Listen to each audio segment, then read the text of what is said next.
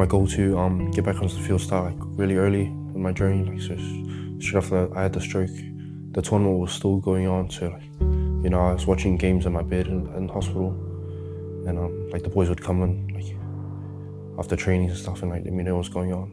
So that really like motivated me to get back on the field. I think especially when they told me I'd never walk again, kind of like lit a fire in me to know, like to prove them wrong and like to get up on my feet and start walking.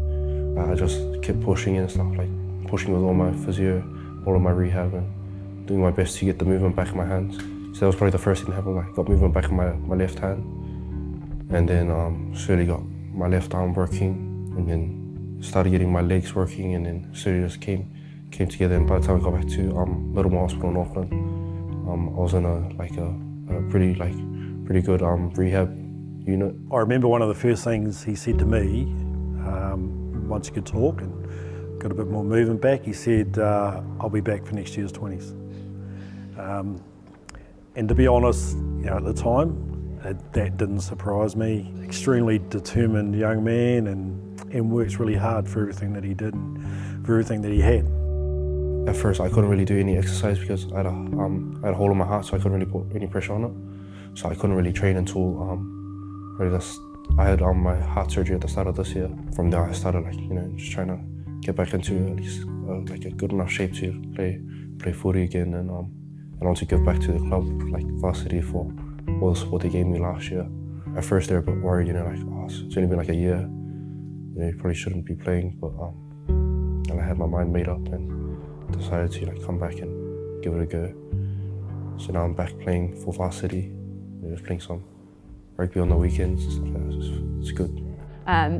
He smashed his goals. He absolutely smashed his goals, and I think he took everyone by surprise with the determination that he had and the strength that he grew so quickly.